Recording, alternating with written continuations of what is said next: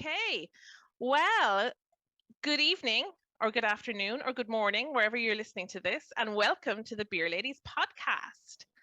Today, we are talking all things Eurovision. Woo!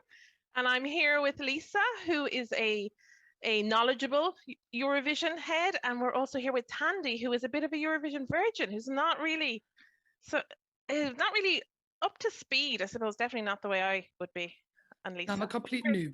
We're going to teach you all about the Eurovision and fill you in on backstories. But before we do that, I'm just going to say that if people out there can follow us on all of the social medias, we are on Twitter, we are on Instagram, we are on Facebook, we are at Beer Ladies Pod on Twitter. You can also watch this on YouTube. And we would please say subscribe so that we can get our own vanity, whatever you call it, URL. I don't know. How far away are we from having that? We're only about 10 or so away. We're only 10 away. It could be you. Subscribe. It could be you. Do it. So I suppose we'll start off with, what are you drinking? I'm going to start with Thandi. Ooh, okay, fun. All right, so this because we're talking Eurovision, there were many different ways to go with choosing a beer. But I struggled to find beers from the countries that I really like the entries from. So I tried to interpret things like titles or styles in a different way. So one of my favorite entries this year is Technicolor by Montaigne, who's from Australia. Okay. And so I bought this really, really colorful Larkins IPA can. And I've also got a second one because it's also very technicolorful. It's just very bright. It's from Lervig. It's called Supersonic, and it's a double dry hopped IPA. Which will be marvelous once I have a 6.5% and an 8.5% beer, and I'm on crutches and boot, so that'll be delightful. Anyway, so I went for technicolorful beers, and both are IPAs, so I think that should be fun. And Australia are not going to travel this year. No, real bummer that. But I don't know how it's going to work. But I'm also, if I'm honest, I don't know how well she does live. So I like the studio version a lot, but we'll see. We'll probably get into that like a little bit more. But I went totally for Technicolor because I think she is awesome, Montaigne, and I love the song. And yes, nothing better than a good old colorful IPA. What have you got, Lisa? So I have the Einstök, which I'm sorry, Icelandic people, I'm butchering everything, but this is the Arctic Pale Ale. So you can see I've gone for Iceland, would have loved for them to win last year. Obviously, it didn't happen. Really enjoyed the song this year, though. We'll absolutely get into it. But so far, so good. I will say, and there is a Eurovision connection to this. The first time I went to Iceland back in the late 1990s, they'd really only just legalized beer about maybe 10 years before. And all of their beers tasted exactly like Israeli beers. So again, Israel has had some real Eurovision stars, but the beers you could get in Iceland at the time, like Egil's Gold and things like that, really put me in mind of Gold Star and Israeli beers. So not good, but they're Eurovision. So it does all work out. And I have a secret beer for later. But how do you mean they only legalized beer 10 years before that, in the 80s or so? Homebrewing and beer were both illegal. But no, even buying beer, you could buy all your, hard alcohol, but beer was illegal, and it's actually a holiday now in Iceland. And I guess that's now, 20 or 30 years that it's been legal. But before they only had near beer that was legal, and obviously they have very high taxes on it. It's crazy stuff because you go around Iceland or you go around Reykjavik of an evening, everyone's drinking, so it's not like there is a sort of prohibition kind of thing, but still, hard alcohol was always fine. Beer was like, oh no, slippery slope. But now it's a flip, bizarre. Because normally it's the low alcohol ones that are fine, and it's the high potency ones that are banned. Well, exactly, and I wonder too. Just the taxes are so high. Maybe it was just already a money spinner. But yeah, definitely something to dig into there. But I will say this is actually quite nice. Very, very sessionable, very drinkable. Huge improvement on what was there again back in the day. But wow, yeah, and I would have loved to have gotten my hands on the beer that Daddy Freyr is brewing with the Icelandic brewery. I think it's yes. Brughus or Brugberg, something like that.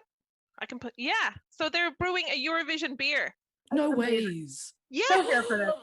I'm so here for this too. Oh my God, we've got to get some. I emailed them saying, when will this be available in Ireland? No But I haven't ways. gotten an answer yet. Aw. See, again, that's how you can tell they're good people. This is all around, Yeah. Iceland all the way.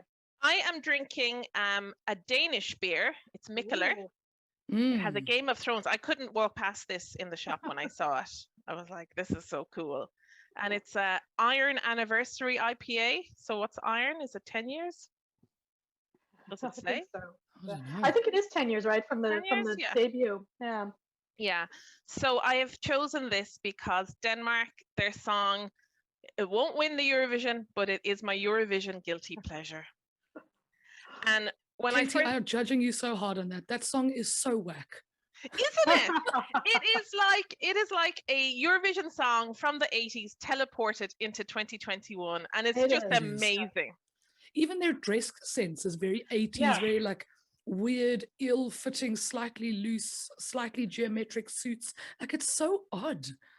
It really is. I really wanted to like it though, because I kind of want to like those retro cool things. But this one I was just like, I don't know. I tried a few times. Yeah. I think we're going to find that our music styles are very different. Maybe somehow. we will. Let's see. Maybe we And will. I am also, we'll do our fashion show. I am wearing yeah. my Play Yaya Ding Dong t-shirt It's so wonderful. from the movie.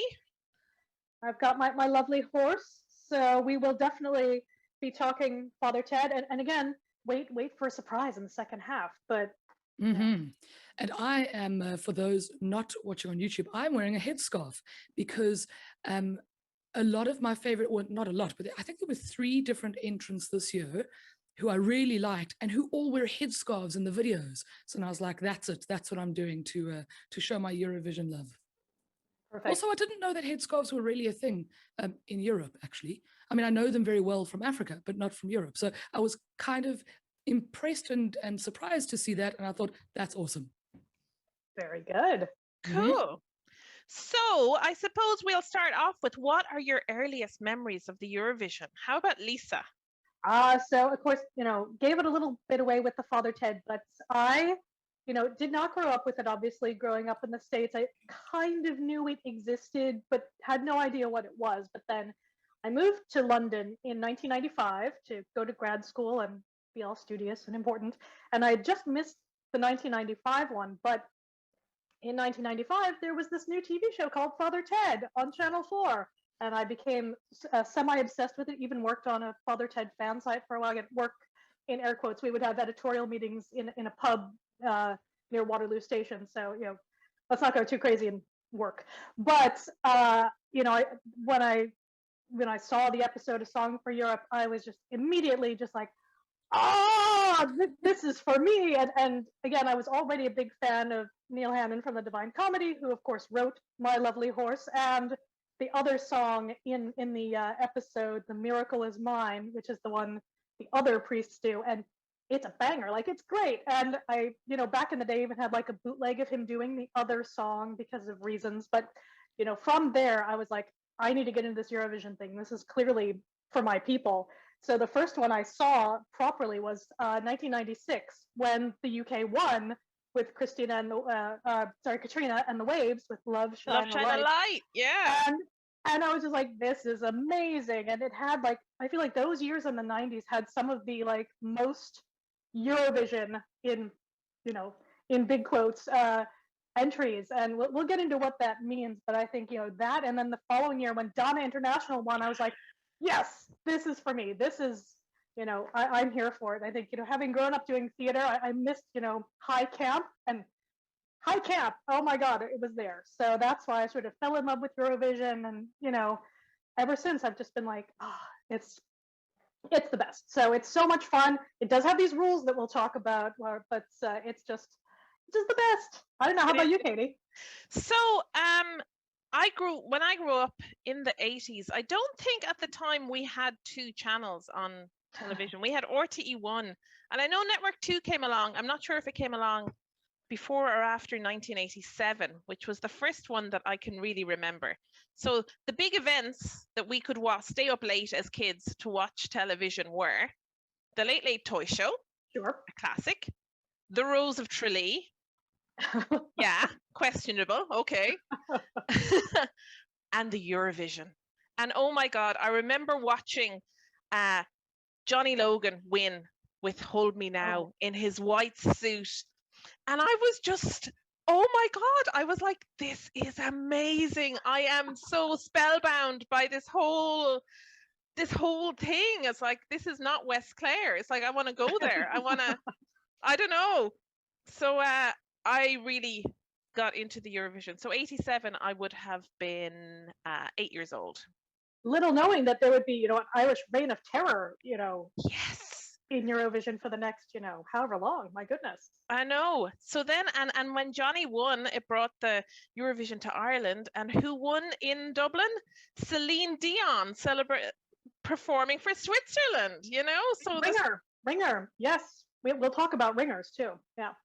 Guys, that's such a weird one because I learned only recently, literally, because I watched, okay, so my first real memory of Eurovision is literally watching the Eurovision movie. That's how much of a Eurovision noob I am. I've always known what this thing was, kind of.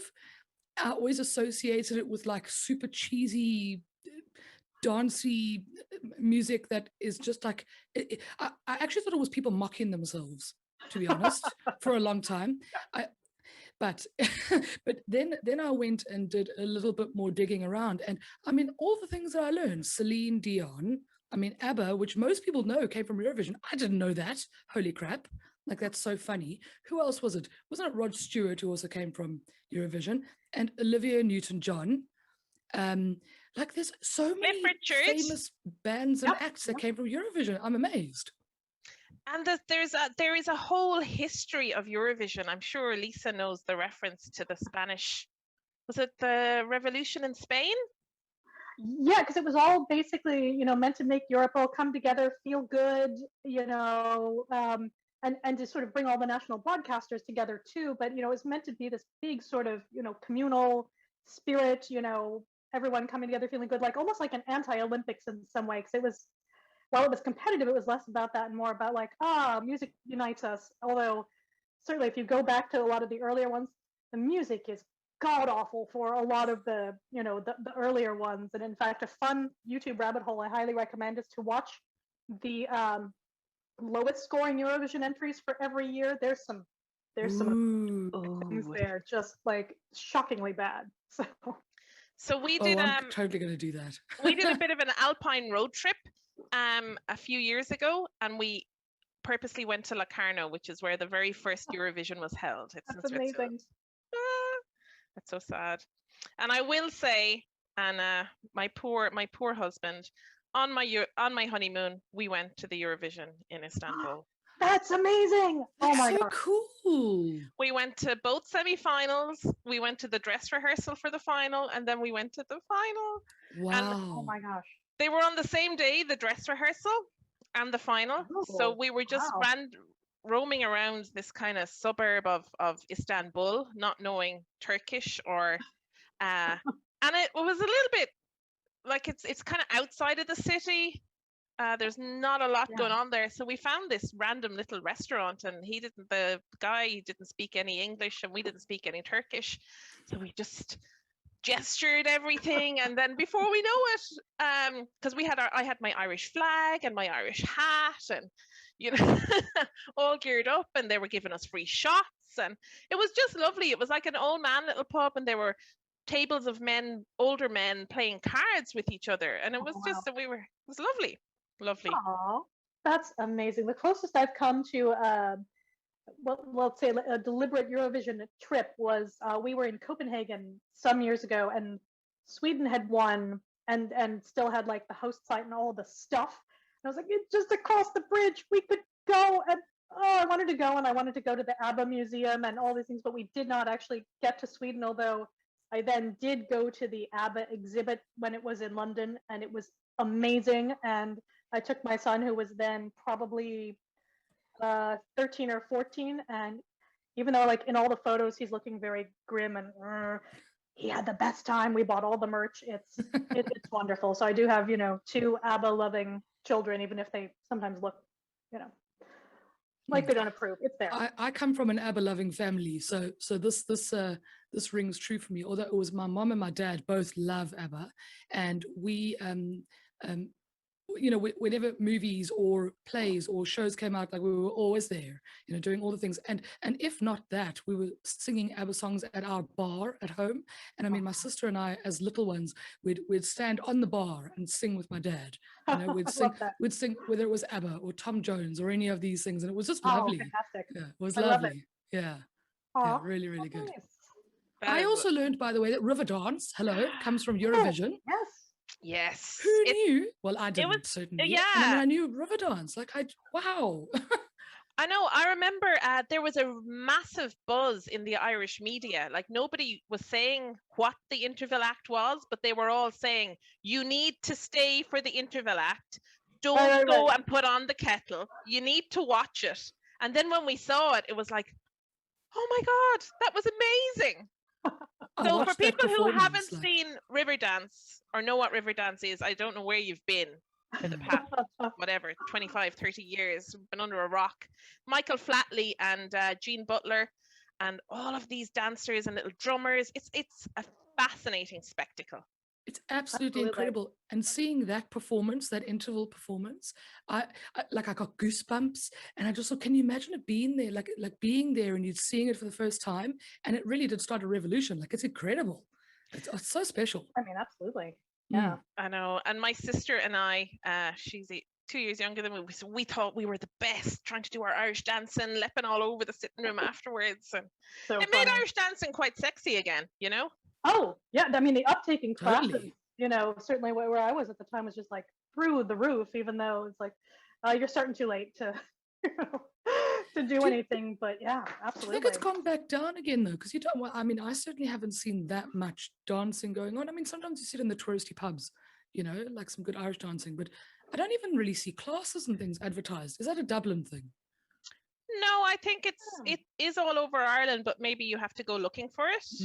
I know there's classes in like the local primary school here. I know people who have done the All Irelands and the Worlds, I suppose, because a lot of the Worlds are Irish, but there's a lot of them are immigrant families to the US, to the UK, Australia, who still keep up the traditions, Yeah, and we do live next to an Irish dancing shoes place. Of course, they've been closed, whole pandemic, but they are shipping shoes out to, people who are rehearsing at home, and And the little dresses are so cute as well. The little Irish dancing dresses and the hair. I don't get the fake tan and the wigs though. The fake tan is very strange. No, it's very strange. It's very strange. Well, one of my ex-bosses or colleagues told me, because I've got such curly hair, they just said, "Oh, you wouldn't need to wear a wig. You could just go with your hair and be an Irish dancer." And I was like, "Yeah, that's probably true."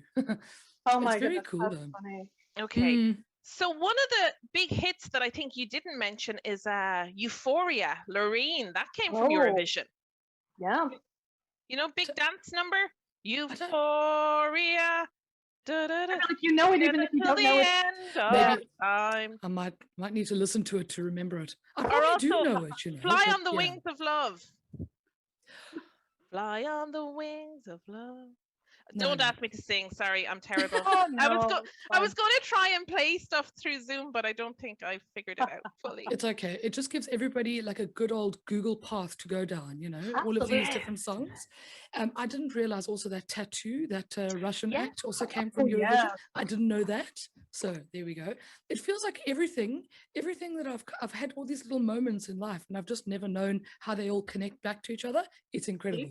And it's all through Eurovision. And I think the thing to remember too is, we'll talk a little bit about, the scoring and the tactical voting and all of those things. But, you mentioned Olivia Newton-John earlier, who was the same year as ABBA, and Britain gave ABBA nil point because they wanted Olivia Newton-John to win. And can you imagine voting against ABBA? I mean, that's madness. It's sacrilege. 100%. And fair play to Olivia Newton-John, but come on. Yeah. She was just in the wrong year. She probably could have won it any other year. Exactly. Yeah. And again, there's this long tradition of, getting ringers from your former colonies. And, so you have Olivia Newton-John.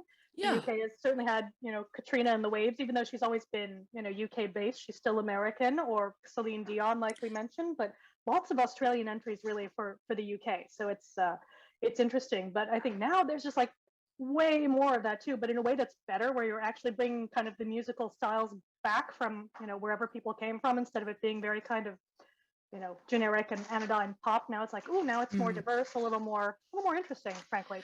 I was actually really surprised because now, okay, after I watched the Eurovision movie, I then went down, because then I was obsessed instantly. And I went down and I went to go see the 2020 entries. And then I watched all of those. And then I went to eventually the 2021 entries started coming out and all of that. And I was like, oh, this is amazing. But I was actually, naively, I was really surprised at the diversity of entries. You also just, it's a stupid assumption, but you kind of assume that Europe is going to look a very samey kind of act, samey kind of people, and it really isn't. I like the way that it seems to respect where people have come from, and it's not always born in Europe, perform for Europe. It's I think very it's the much last 10 years. I think it's okay. changed. I think it's changed. And you do still see weird racist voting from some countries. We'll put it that way. Yeah. So there's a lot of scandals or controversy, maybe more so than scandals. Like this year, the Russian entry is actually an immigrant's daughter from Tajikistan. Tajikistan, I think. I don't even know how to. Yeah. And I was researching her grandmother. Did you look into this at all? Her grandmother was the first woman in Tajikistan to lose the veil. Oh my goodness! Wow. I really like that entry. I really like it. And as a result, she had her children taken off her by the government. Oh my goodness! That's horrible. And I know the Russian government is being horrible about her. This year's entry, which is, I feel like it goes either way. It's either a full support or, Well, I think I'm on team full support. I think there is political voting. I think that Russia, because they don't recognize homosexuality, a lot of the demographic who watch the Eurovision and who vote in the Eurovision would not vote for Russia on principle. And then you also have the Russian-Ukrainian conflict. So there is political voting. It's so political, the voting. Oh, 100%. When was it? It was only a couple of years ago. I can remember the Russian entry getting booed. It was like, oh, these poor kids, it's not their fault. But it was, just the political climate around it. And they had nothing to do with it, obviously. But it was... It was there. It was there in theater. It was all happening. But it's unfortunate. Like it's kind of fun when you see some of the countries, sort of either club together or vote against each other, when you can tell it's more good natured. But then there's that other one that's not that. So yeah, and it's like I suppose the population of Ireland, our two biggest immigrant groups are from the UK and Poland. Yeah. So the UK and Poland will always score well in Ireland because immigrants from that country will be scoring on the Irish scores, if you know what I mean. That's interesting, right? Yeah. Right. So you have to look where is the diaspora of that country spread out. Gotcha. Gotcha. But back to Manisha, she's the Russian entrant this year. So I mean, the big scandal is I mean, I went and translated the lyrics. Now you can't always trust the sort of translation, but it's Russian woman, and she's talking about Russian women not needing to conform, I guess, to societal norms. So not needing to get married or have children or do the things expected of you, I guess, in conservative culture. And I think that's why people are so cross about it. I mean, even the women of Orthodox Russian Church, put out a statement saying this is a terrible song and it's encouraging the wrong kinds of things. And I was like, what is going on? This is a song contest. Despite the fact that they're picking on her for not being born in Russia, she got there fair and square, and she's got this really cool message, and she's made it really modern and interesting as well. She's, by the way, for those who are not au fait, she's one of them who wears a headscarf, and she is my favorite. I love her. She's a badass bitch. The other thing I really like about that entry too is it has that amazing sort of choral harmony piece, which again I think is a cardinal Eurovision rule. If you can bring in either your traditional instrumentation or your traditional singing style, and it's got that very kind of, I don't know, I will say sort of post-Soviet, close harmony, very sort of almost institutional choir kind of thing about it. But it's great. It's used to such wonderful effect, and I think it's fabulous, and for exactly those reasons, I am a big fan of hers as well. But I think again, she's ticking two big Eurovision boxes there. So good for her. And I do think that the sentiments from her song are represented in other songs that are coming, you know, about women being accepted for who they are. And will we do a full in-depth of all the songs after a quick beer break? I think we should. I'm ready.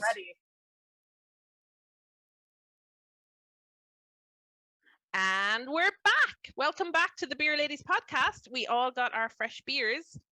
I am drinking. I have no idea what I'm drinking, actually. It's a Pilsner from Svetur. I don't know. It's a Lithuanian beer. Oh, because my favorite entry this year is Lithuania. Lithuania, the Roop. Oh, the Roop. Oh man, they are so cool. They are so cool. Even last year's song from them was awesome, but actually I think they've done it better this year. Discotheque is better this year. It is such a, like, you can imagine that song being played in Coppers and the floor just filling up, you know? I feel like the bog standard, or the standard for how you know it's a cool song, is if it's on your Spotify playlist, or at least a Spotify playlist, and that one is on 2 of my Spotify playlists. So yes, it is. I always have a bit of a current obsession playlist, and then I've got like a Eurovision playlist now, and love it. I thought I was the only one with a Eurovision playlist. Oh no, that's normal. Normal. It's all good. And then, like, I have my overall Eurovision playlist, and then I have each of the different years separately. That's clever. No, that's fair. That's fair. Awesome. And then it's like only certain ones will make it into my full, my top Eurovision playlist, you know. Gotcha. So yeah, I went to my local Polish shop and picked up something that was brewed in Lithuania. It's a Pilsner. That's awesome. There you go. And I was just started talking to randomers in the shop saying, hey, I'm looking for Lithuanian beer. Where do I look? So they pointed me to this, and I was like, okay, I'll try it. That was a really clever thing to do, actually, to go to the Polish shops. I was thinking of buying a Polish beer, or at least trying to represent Poland in some way, but then I remembered I really don't like their song. So oh my God, I didn't want to. It's awful. It's so boring. Oh, and it's stale. I don't know. And it's like their name of their song is The Ride. Oh my God, I was like, did you do this just so Irish Twitter can laugh at this on the night? Like, I don't think they're going to make it through the semifinals. So I don't think so either. So in Ireland, in Irish slang, the ride is like getting laid. So if you're getting the ride, you're getting laid. And it's set in a nightclub, their video. I was like, yeah, where you go to find someone for the ride, you know? I know, and the song is just dire, isn't it? I mean, it's just such awful. You know, boring. It reminds me of a really bad 90s Euro techno poppy thing, but like a bad version. There were really fun, awesome versions, even in the 90s, but not, this one is stale, it's old. Yeah, the capsule summary I had for Poland was The Ride, haha. But literally, that was all I wrote about it, because... Yes, no, lols, poor them. Exactly. Next. So, yeah. What are you drinking, Lisa? So, this is a surprise to me. So I couldn't find, I didn't look too hard, but I couldn't find a good Italian beer. There are some, but not as many accessible here. So I got the Brew Panda Nero, their tiramisu stout. And again, one of these things that I don't normally go for day to day because it's 7%, etc. But as we're recording this as a bank holiday weekend, it's all, all bets are off. So I went something sort of Italian themed because shockingly, I really like the Italian entry. And that is historically, it's been a no from me. Like they have been, again, just dire in, sort of Eurovision history. But I will also say I've switched to my ABBA t-shirt. So yay, I love that. So we can imagine I did a full Bucks Fizz, kind of a thing. But really, no, I just, took the other shirt off while I went and got more beer. So again, the Brew Panda Nero Tiramisu Stout, and Brew have been knocking it out of the park since they had their kind of revamp a year or so ago, and this is good times. Oh man, they're doing good stuff. About the Italian entry, which again, I was shocked because I'm not normally a fan. They got in late though, didn't they? Like quite late, and actually it's such an interesting, different song. But I really like it as well. It's cool. Yeah, the other reason I had it is because again, my smaller child who is 6 told me to say, "Good song." I was like, okay. So, but I think she just liked the kind of gothy imagery because what small child doesn't love kind of gothy, mesh? But it slapped. I really thought like this is a legitimately good song I would have on a playlist. Is it what Eurovision voters will vote for though? I mean, you don't know. Don't know about that. And what's your last drink? Oh, it's Right. the Lervig, is it? So I've got the Lervig, which and Oh, they're yeah. from Norway. So Norway is one of the entrances here, but it's kind of like a meh overall, just like a meh song. I feel like they checked two of the boxes on the Eurovision brief, like ridiculous costume, check. Yeah. Things went on fire, check. But then the song is The song is you just a know bit very it's forgettable. a Yeah. bit lifeless. But I bought it for the colors because once again I am all for Australia's Technicolor. So that's where I stand. I stand with probably primarily maybe five songs. And probably on top of the list actually is Russia. So Manisha is my favorite. I Well, just love her. how Mm. about we get Lisa to do semi-final 1, 16 Yeah. entries. Do you just want to do your quick recap, one-liner on each I'll country? do my quick recap. It's actually just in alphabetical order, so I don't have it semifinal by semifinal. Oh, okay. But I can make this happen. So I have Albania, blonde lady belting. Australia, great dance pop. Austria, dude power ballad. Azerbaijan, girl group stuff. Belgium, Hooverphonic. Oh my God, why are they here? But hey, Bulgaria, generic lady. I'm sorry, yes. Croatia, generic dance pop. Cyprus, sparkly, too try hard, not sure. Czech Republic, well produced. It's a bop. I don't know if it's a Eurovision song, but I really enjoyed it. Denmark, I have cheerful, will probably win. Two adorable lads. So, Estonia, boring dude ballad. Sorry. Finland, shouty boys, number band? Question mark. France, aggressively French, not in a bad way. Georgia, no. No. Terrible. It was Germany, terrible. yeah, Germany, adorable if a little try hard, very jangly. Read the brief. I think it's important to have read the brief for Eurovision. I have Greece, generic electropop. Iceland, heck yeah. Ireland, very professional, but is it a Eurovision song? I think that's the question. Israel, I like this. Is the song a little generic, but I really like the performer, so we'll get into that. And I have Italy, weirdly compelling goth power rock. May lose points for singing in Italian, which, again, is another thing. And I have Latvia, why Fellini vibes in the video? It's very strange. Lithuania, are they trying to be Iceland? I'll be a little controversial because I think there are some similarities there. Interesting.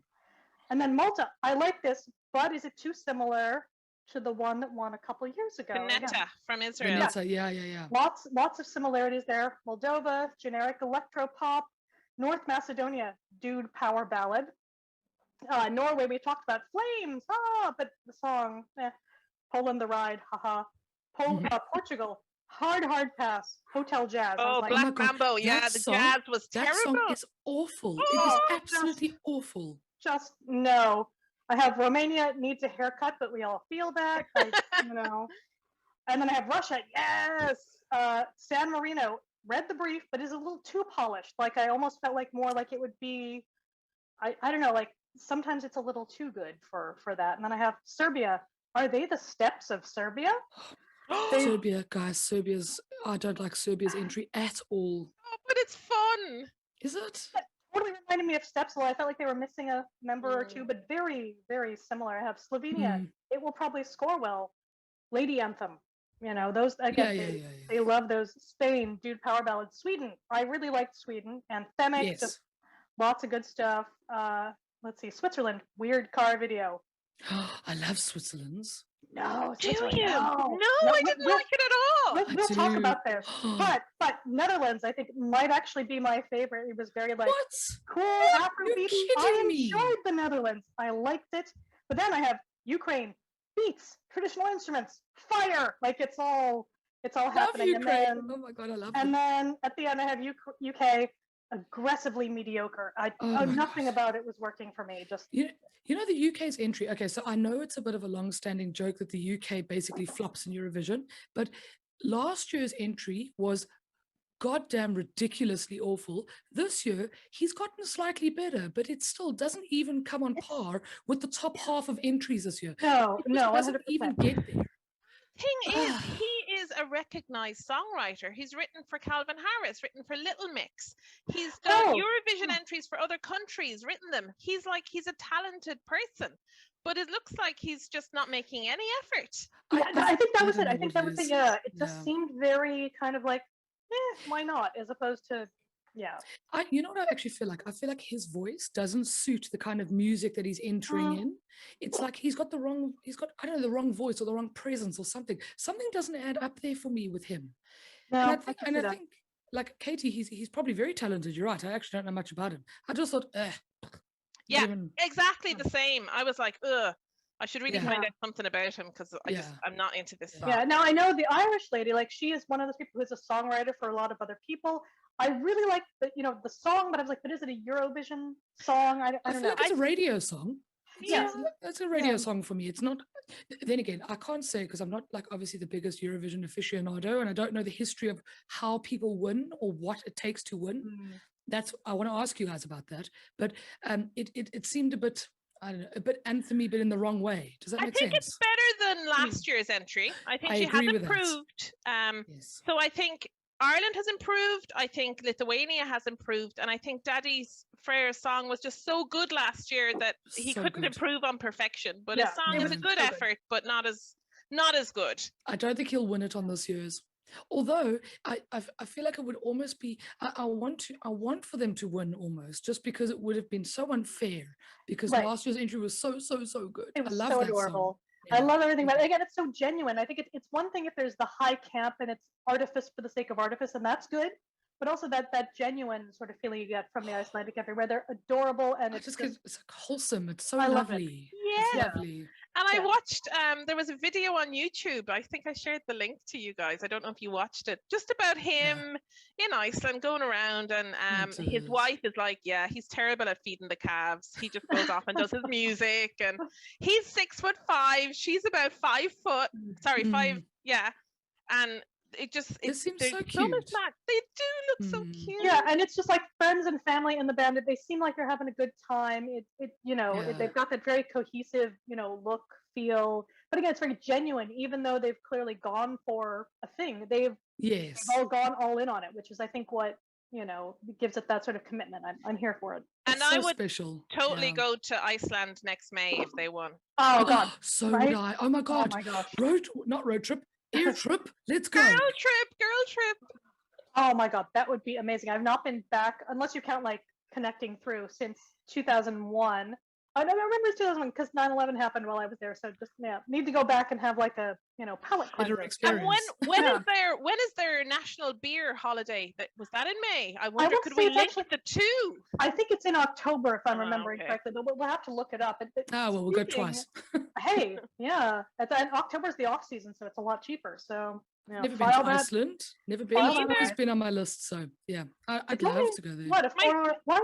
Something like that? It's not. It can't be far. No, it can't be far. My son has been on a school tour, and I'm like, oh my God, school tours have come on a lot since I got to go to Bunratty Castle. Well, that's that's just ridiculous. Like, did they not need a chaperone that you could have offered your help for? I volunteered, right? But it's a boys' school, so they were like, screw you. Yeah, and they went to an Irish pub called the Drunken Rabbit. And they went to another place that was called Pablo Disco Bar. That's a great name. I thought that was a great name. Yeah, and like back in the 90s, like Damon Albarn had a bar in Reykjavik, and like all the Britpop dudes all owned like a bar or a gallery or whatever in Reykjavik. But you got since they never went there, they just slap their name on something. But oh my goodness. Although speaking of, sorry, Katie, go ahead. You were going to say something. Oh no, I was going to say, and I loved it when Iceland did so well in the Euros. Yes. And I know. 10% of their population traveled. They all went there. So cool. So guys, you just gotta love Iceland. Like, it doesn't matter what they do, they're actually just so cool. From their like progressive politics, their love of reading, like they're just cool, man. They're just awesome. Absolutely. And I suppose, as a women's podcast, the way that the women just down tools one day. They were like, no, we're not going to work today. Yeah, it wasn't the whole day. They down tools at like the time that represented the wage gap. So it was like at 3:10 in the afternoon or something. They were like, that's it. The women are all stopping today. Thank you, because that's how unfair it is. And now, if I remember correctly, but now it's actually got to be completely transparent. So anybody can go and audit and make sure that people on the same level of job are being paid the same. That's it. So it's really, really cool. We need that. Those guys are Awesome. We'll see Okay, how it back goes. to the Eurovision. Eurovision. Come on. Eurovision. So we've got Supposed- rules. We've got rules. I think one of the best ways to learn the rules of Eurovision is Neil Hannon. Again, we're going to keep going back to Neil because he has written another fake Eurovision song called Trafalgar. So obviously, again, ABBA fans will be like, "Oh, I see what you did there."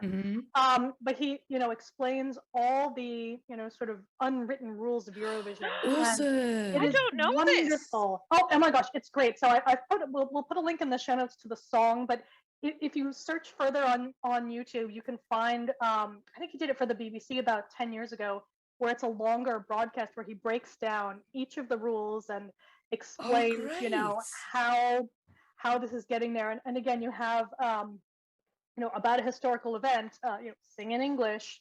If you include traditional instruments or something, Celtic in air quotes, that's going to be big. And obviously the sort of change of wardrobe in the middle of the song, a la Bucks Fizz, all of these things. If you check all the boxes, you have a pretty significant chance of winning. But I think so. Are they like not the intuitive, but the unobvious biases? For like how things win, because what I've been interested in knowing, and I think it ties into what you're saying there, Lisa, is that I've been interested to see whether there was some kind of like formula with a song or a performance, or whether it changes a lot year to year, whether it changes only minorly year to year, because I'm wondering how much politics plays a role, or how much those kinds of things, how they affect what wins and what doesn't. Well, the vote is broken down into two. So you have the popular vote, which is the televote from all of the countries, bar the country that you're voting, that you're from. So we can't vote for Ireland, right? Because we're in Ireland, okay? And then you have the jury vote, and the vote is 50-50. And the demographic of the jury can change from country to country. And how's that made up? It's supposed to be. It's supposed to be.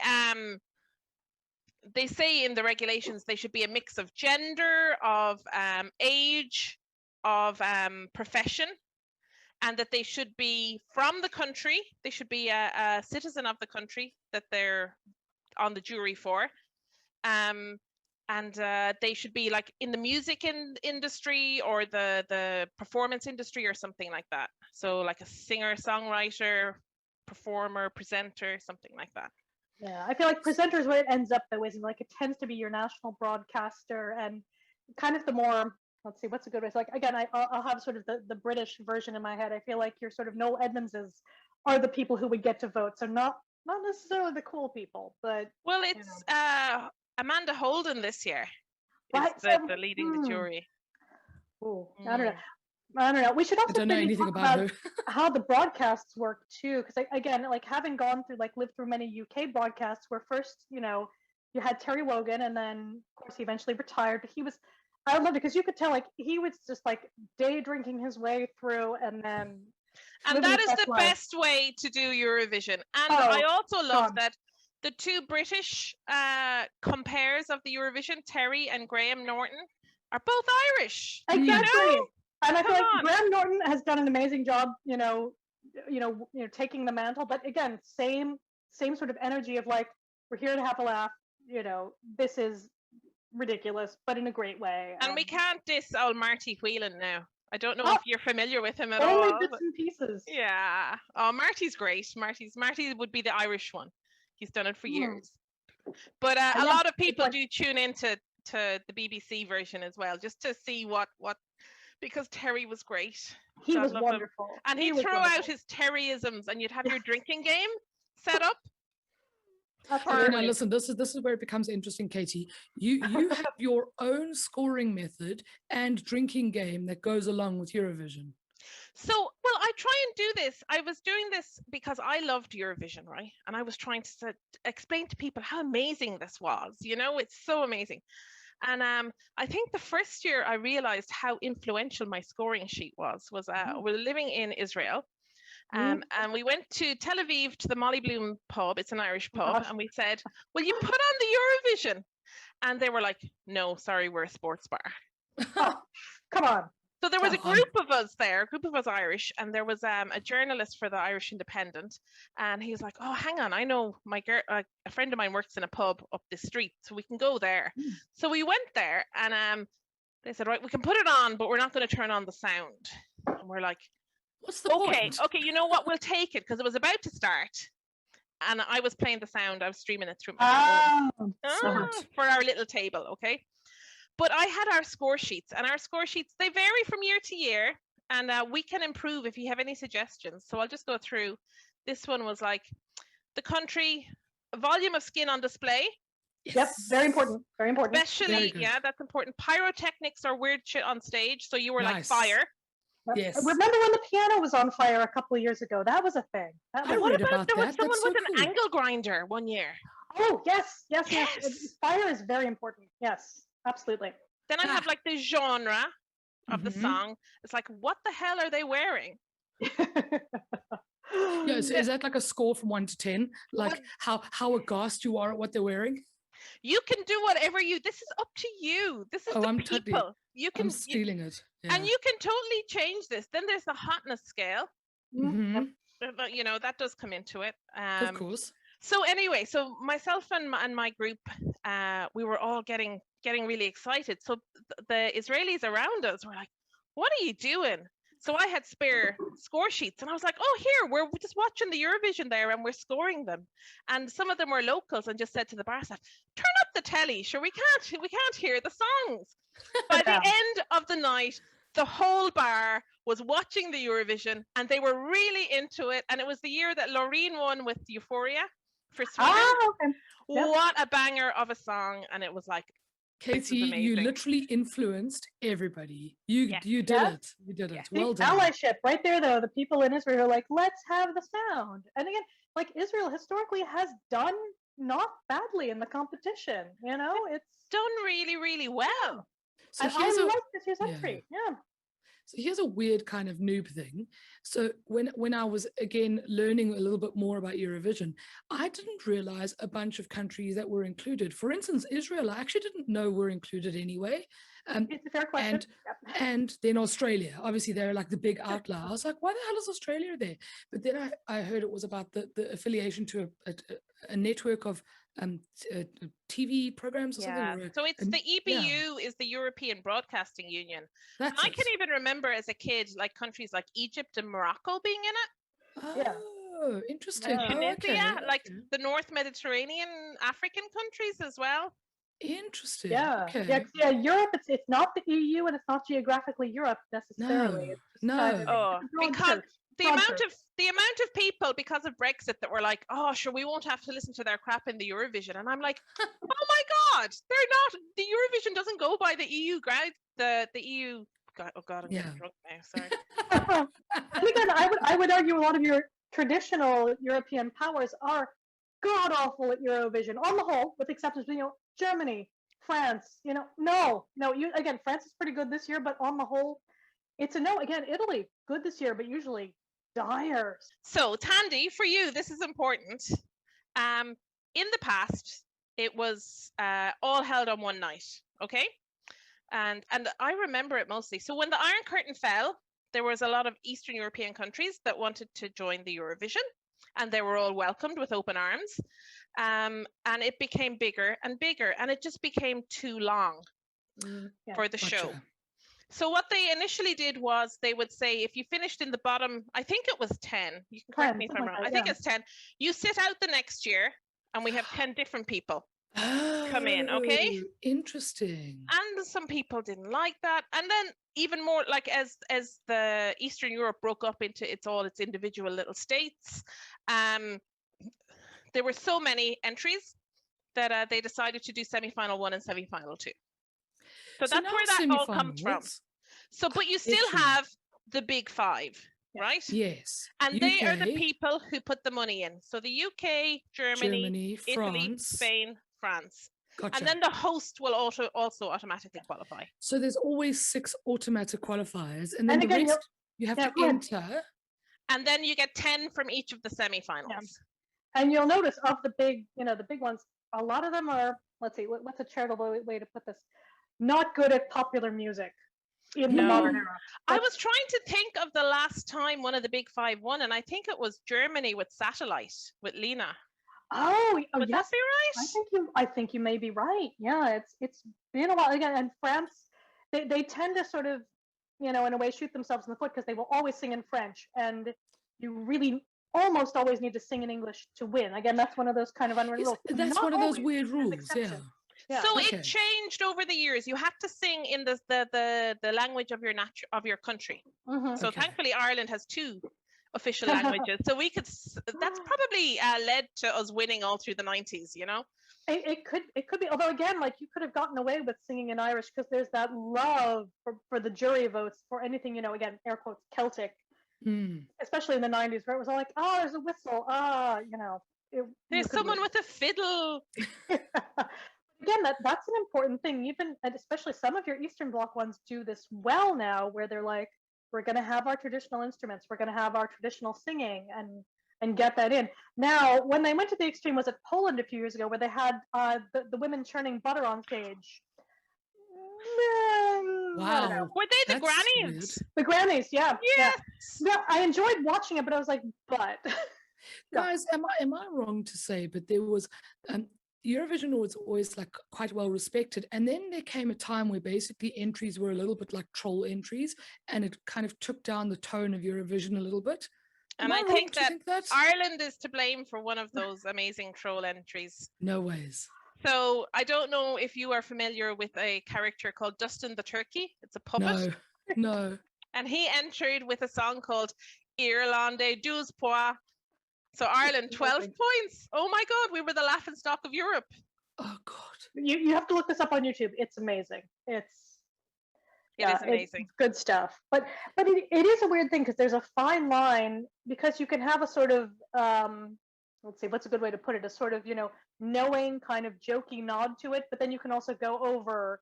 But then like when Lordi won, like where they were just full out like, in their costumes and and that was great. But then like other people try to replicate that and don't quite get the right balance. No. It's hard. And then you have again the other countries who don't get that you can do that. It's sort of a weird, there's that sort of, I don't know, again, that sort of fine line. It's hard. So it's like somewhere in the middle of completely jokey and taking it too seriously, and you've got to be in the Goldilocks zone for this to be successful. Definitely. But it is a little jokey sometimes, and I think that's what's kind of interesting. Is that now this year I felt that a lot of the entries, maybe bar Germany, were like quite serious entries. Even if they were off the mark, they were quite serious. Germany, I just thought were taking the piss, but I kind of enjoyed it for that reason. I went back and forth on that one. Yeah, it was hard to say because I felt like it was a little try hard, but was it purposeful? I don't know. It's hard to say. Yeah. Also, and I mean Iceland, like, because look, we mentioned them, they're so wholesome, like, and I don't think that they're being disingenuous here. Yeah. Like with their entry, I think they're just weird and cool. And honestly, those dance moves, they get me every time. Oh, they're great. It's like something that you probably wouldn't see outside of Eurovision. It's so special. I don't know. Well, yeah, exactly. And I think it goes back to sort of the camp factor too, because I can remember maybe this was like 5 or 6 years ago now, where it was all, or I'll say sort of 80% like great, well produced, very professional, sort of dance pop kind of stuff. And I felt kind of disappointed that year. And I saw other people on Twitter too were like, these people are all very professional, but I'm here for, and I'm paraphrasing a tweet that sort of, stood out to me. I am here for sparkly dance vampires, and I'm not seeing it. But I think that's, you have to embrace that camp factor. And again, whether it's, a very genuine, or you're just like, we're going so over the top, like, but it's how you bring that on. And sometimes it's just, too, it can be too serious too, like you were saying, but it's a hard balance. Is that why both of you don't really like Switzerland's entry? Because he is very serious. I think that could be. John's tears, like he's that, and I hated the video. The video was just like, oh, go on. Yeah, I don't like the video. I just think I like his voice actually. I haven't seen the video. It just like, I've been walking around Lucan for the past 2 weeks trying to listen to this, and every now and again I'll break into dance around the place, and people are probably looking at me, look at that mad Egypt there dancing away. But so the bookies' top 3 are Malta, Switzerland, and France. That's what I read as well. Yeah. So you must have good taste. And what I think is really interesting is the Swiss entry is in French. Yeah. The French entry is in French, and the Maltese entry is a French title and has a French phrase in it. Right. And I'm Okay, like, listen, what? we got to talk about Malta. Oh my goodness, she is awesome. What's her name? No, I really like her. I love her Holy energy. shit. I really enjoy the Yeah. song, but it's just like, is it too similar to the one a few years ago from Israel? That's my only. So I complaint with went and listened to that song from Israel, Netta, right? Netta, Yeah, The Netta, toy yeah. song. I'm not your toy. That's it. So I went and listened to that song, and I think there is something to be said for the similarity, but I don't really think it's that similar. I don't know what it is, but you see, I'm a noob. Yeah. I am a noob. So But that's okay. That's but okay. take it from whence it comes. I understand. I can see the similarities, but honestly, Malta's entry, I was hesitant to give any cred because I don't want it to be a thing where it's like, oh, okay, she's singing like this kind of song will win. But holy crap, man, it's catchy. It's so good. Yeah, it's a banger. It's a great song. Yeah. Oh, it's Totally. so good. And I love her, like her energy is great. She's a great brilliant. performer. And really didn't she enjoyed it. win Junior Eurovision? Or she Yes. entered? I don't know if she won it. Yes. She won it. did. She won it. She won it. Yeah. She's so cool and she's a performer. So that's the other thing I wanted to know, right? Okay. When we get the entries, it's often accompanied with a music video, but that doesn't help for shit. No, it because doesn't help on the night. actually, Yeah. exactly, it doesn't help on the night because actually it's on the night performance that counts. It's not the music video, which is why I think, despite my love, I don't think Montaigne's going to go as far as I'd like for her to go. I think that's fair. Yeah. I think that's true. And even if she was there in Rotterdam, I just don't think she'd take it as far, as much as I love the song. But you know what? If gyms were open, you would hear it in every gym for the next, 30 Love years. that Just because I do really like it, but it's one of those songs they will play in the gym forever. And that's not a bad thing. It just is what's going to happen to it. And she will get royalties forever. So good. And good for her. You know what? And that's it. She probably didn't even really need Eurovision to become famous because I think she's already quite well established. Yeah. But and that's something like Australia.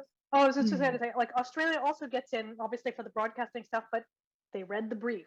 They get the ethos. They, if you look at all the films in the 90s, basically, where it's like every film in the 90s from Australia, it seemed like it wasn't all of them, but they're like, oh, they're doing an ABBA thing. They're doing an ABBA thing. Like they get it. It's, they embrace both the camp and just the sort of, kind of the theatrical nature of it. I think it's and there's a bit of a theme every year, isn't there?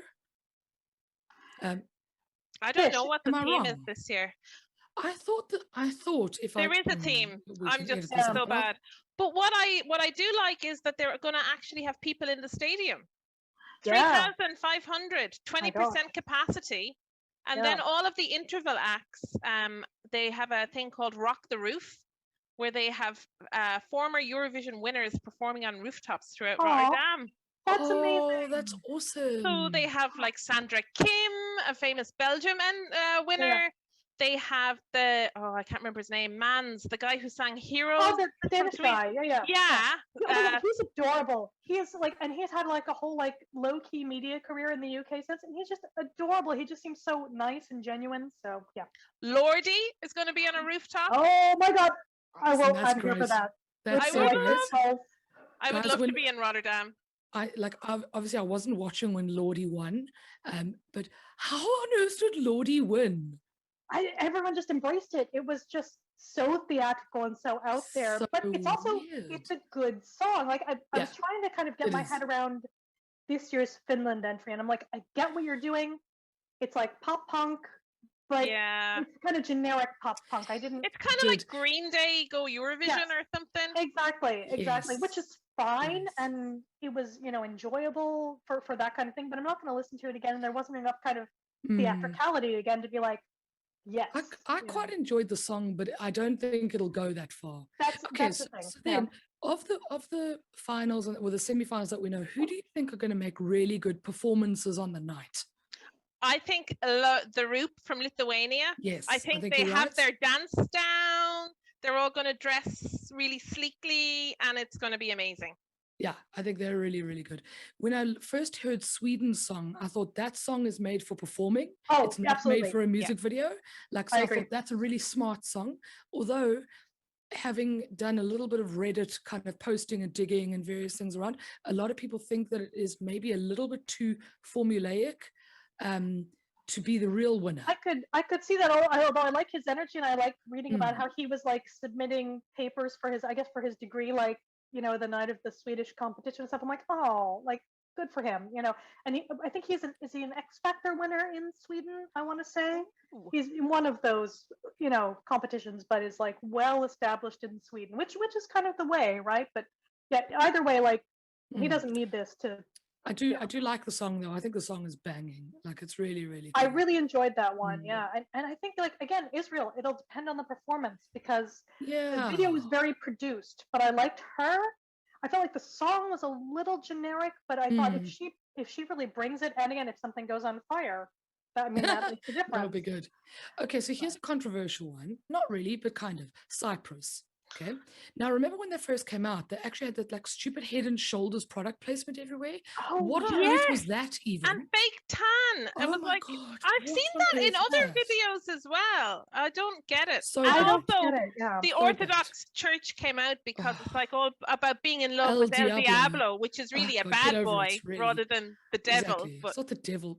Bloody people who can't actually read into words. But anyway. Yeah, but it was sparkly. Sparkly. We are going to have to wrap it up, ladies. So how about we? I know we're just getting so into this. I know. We might have to finish this conversation offline. We might have to. We might. So top two. So from semi-final 1, I want Lithuania. Semi-final 2, my favorite would probably be Iceland. I think I'm gonna have to go. And I can't remember. Sorry, which semi-final they were in, but I have to go Italy and Iceland. Player. We'll see how they go. But what about you, Thandi? Oh my gosh, this is hard. I'm looking at the list. I think who I want and who I think are probably a little bit of a different. And that's okay. And that's a bit of a different thing. I think I want. I want Russia for semi-final 1. Yeah, that was That's good. who I want. That's who I want. And for semi-final 2, I want. Semi-final 2 is not as strong, man. I don't know. Okay, semi-final 2, I'm gonna go for San Marino. Why not? San Marino. I know. Flo Ride is gonna travel, so why not? It could be fun. Again, the thing I said about San Marino is they read the brief. She's cool. Like, and I like. Look, I like the maybe. couple. Yeah, maybe it was a bit of a music video win rather than a song win, but I like the adrenaline. Like, I think it's just cool. It's awesome. A fun entry, and again, one of those songs you will hear in the gym, forevermore. No, God, I'm wrong. I'm sorry. I forgot that Latvia was in semi-final 2. It's Latvia all the way. Latvia. Oh my God, the moon is rising. What a weird video. What a weird video. Oh, I love it. I love it. I loved everything about it. I love it. I love it. It's like my power ballad for 2021. That song. I like France if we're going to go for a power ballad. France is great. So French, but in a good way.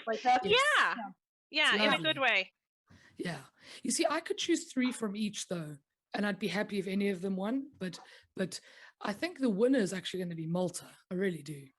She may pull it again, just like that energy. She was great, but she's so cool. And we know that the formula can win. Like that's that's not nothing. But again, like as long as it's not Portugal, oh God, sorry Portugal, but it's not your year. Put away the saxophones. Portugal and North Macedonia, and there was 1 or 2 others. I think Georgia was pretty bad as well. I don't know. There were a few that were terrible. Yeah, and there always are, and that's 'twas ever thus. But again, they can appear on the lowest scoring Eurovision entry on YouTube, and worth watching. Just going to put that out there. Okay, and on that note, you know what we're going to be looking out for. You should create your own scoring sheet for the Eurovision. Ask your friends what do they look for. It's like or have a game. Drinking game, so that every time you see fire on stage or pyrotechnics, you take a shot. Okay. Yeah. So, and for those of us who'll be watching during Irish, Independent Beer Week, just saying. How dare you schedule a beer event at the same time as the Eurovision? We're just gonna have to intersperse our Eurovision watching, but we can do it. I believe we can do it. Yeah, I got the box for Friday anyway, so. Here.